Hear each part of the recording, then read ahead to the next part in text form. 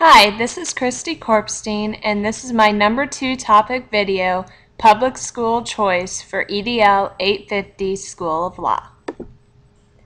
I wanted to start off by talking about my goals and objectives for my students for this presentation. By the end of this lesson, I will want students to be able to define what public school choice is. By the end of this lesson, I also want them to be able to state 3 benefits of public school choice. And I want them to be able to state the 5 public school choice options that were discussed.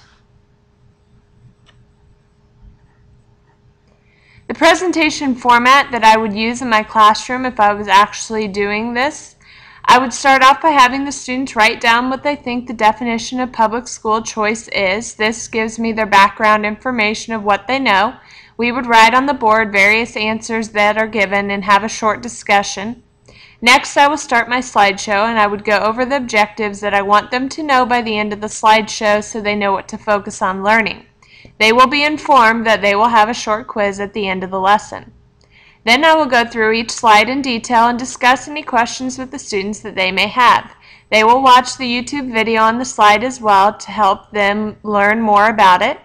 At the end of the presentation, I will have the students get out a blank piece of paper and will display the last slide, which is the quiz. They will then hand in their quizzes for a grade. I will look to see how they scored on this topic and decide whether I need to teach more about it based on their performances on their quizzes. The first thing I'm going to talk about comes out of the Essex book in Chapter 2, what it stated as public school choice. The framework for public school choice is the accountability provisions in the Title I program. Under the No Child Left Behind Act, each state must establish a definition of adequate yearly progress to determine the achievement of each school within the district. Then the school districts must identify for improvement any Title I school that fails to meet AYP for 2 consecutive years. These schools must do certain things to improve. They must develop and implement improvement plans. They must also provide public school choice, which means that the district is required to provide students the option to transfer to another public school in the school district, which can also be a charter school. This public school choice applies unless the state law specifically prohibits it. This is for the entire country of the United States. Other states have adopted other laws with public choice on top of that. Public school choice, this was taken from wikipedia.org, and it states that school choice is a term used to describe a wide array of programs aimed at giving families the opportunity to choose the school their children will attend. That means the parents and the students have more choice in where they want to receive their schooling. School choice does not give preference to one form of schooling over another. It exhibits itself whenever a student attends school outside of the one they would have been assigned to by geographic default. Without them wanting public school choice, they're going to be given the school based on where they live. The most common options offered by school choice programs are open enrollment laws to the following. They have the choice of a public school. That could be the public school that they were given by default, or a public school in their school district that they chose to go to. It could be a private school, it could be a charter school, or they can be given vouchers to help them pay to go to a private school. The next thing I'm going to do is show a video on what is school choice.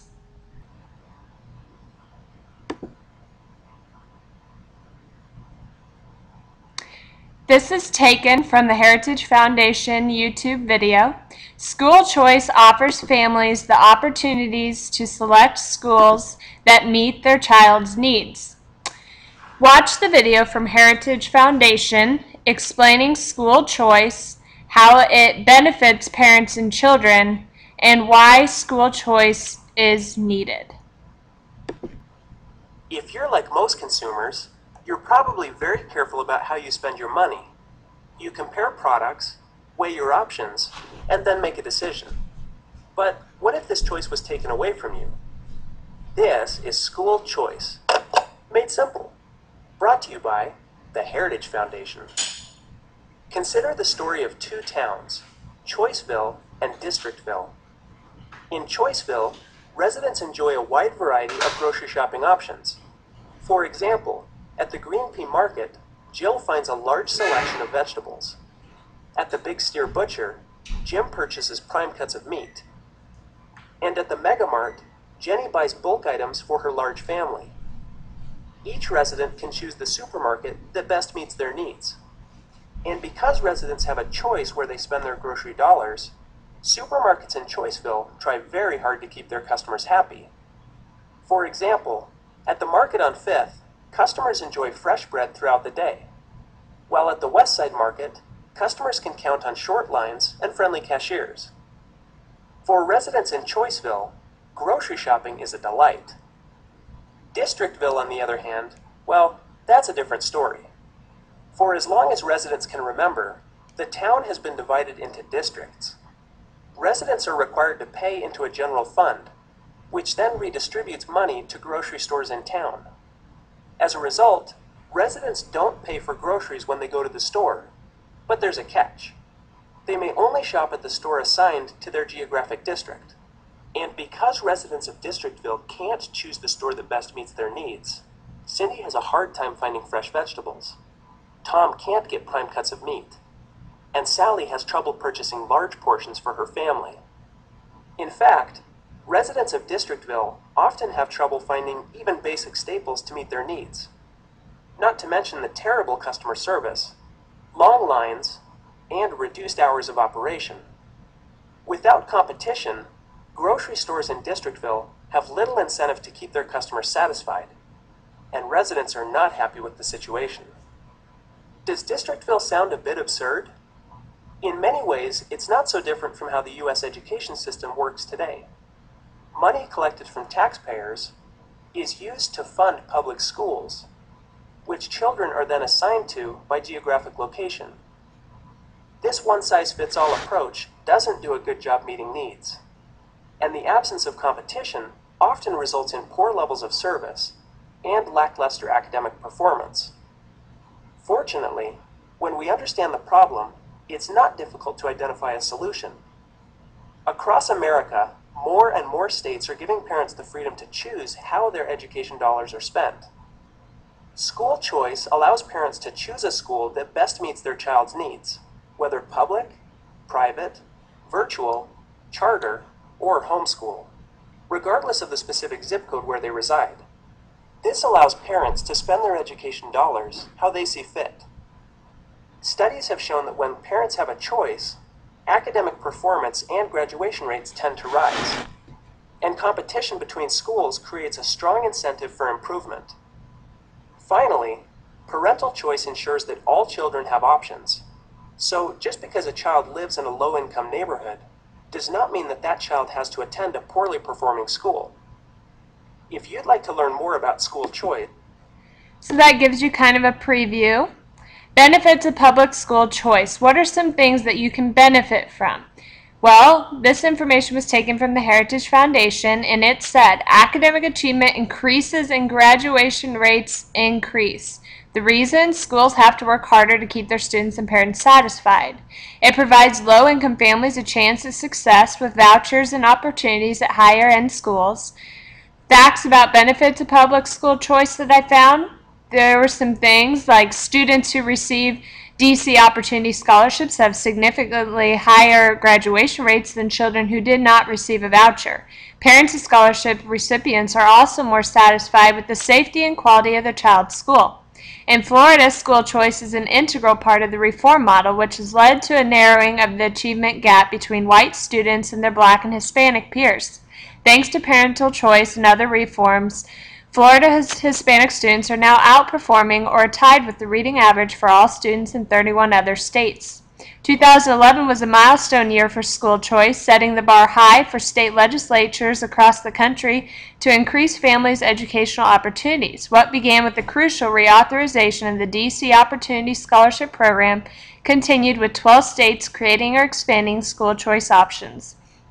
School choice as a form of virtual or online learning has revolutionized American education.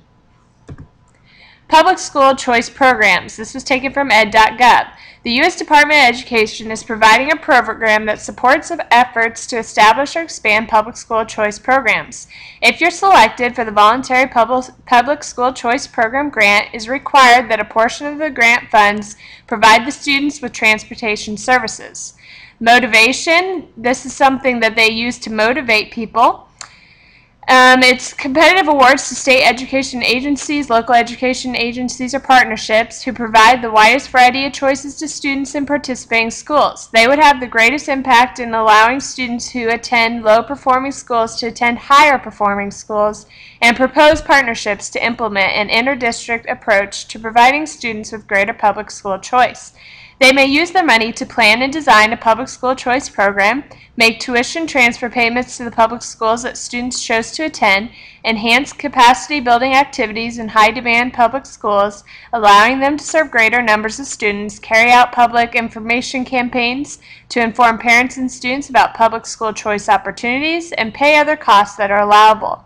Student participation must be voluntary. If more students choose to participate in a program than can be accommodated, the grantee must select students to participate on the basis of a lottery. Grantees may use up to 5% of their allocations.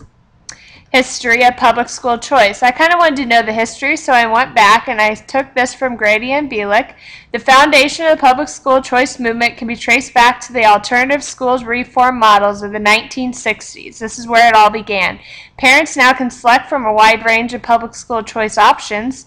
However, all types of school choice options are not always available. A study was done to see how the growth of public school choice was from 1993 to 2007, and all the results were an improvement. The percentage of students enrolled in assigned public schools decreased. 16% of students were enrolled in chosen public schools in 2007, 9% of students in religious private schools, and 3% in non-sectarian private schools. In 2007, about 50% of students had parents who reported that public school choice was available, and 32% had parents who considered other schools. 27% had parents who reported that they moved to a neighborhood for the school. So this is obviously something that is becoming more popular. In our school, in my school district, I chose student placements based on where the student lived within the town. That's how they approached it. However, parents had the right to move their student if it wasn't in the best interest of the child. When I was working in my old district, I had a student move to my school for bullying reasons. Some parents moved just to be able to send their child to our school as well. My school I teach at now is different. School threats of closing was something that we went through, and then we became private, but then after that we made an agreement with the school district to become a part of them but remain in town. Our name changed to Tipton Community School, and they're now a part of a public school district. We only have one school in our town, but if our students would choose to go somewhere else, we have one other school in our school district, or we have schools in the surrounding towns as well. These are my references for my project. This would be the pop quiz if I was to give it to the students, and the questions are from the objectives earlier. And these are the NETS for teacher standards, and I talked about why I believe that I met those standards in this project and in this lesson for my students. I hope you enjoyed.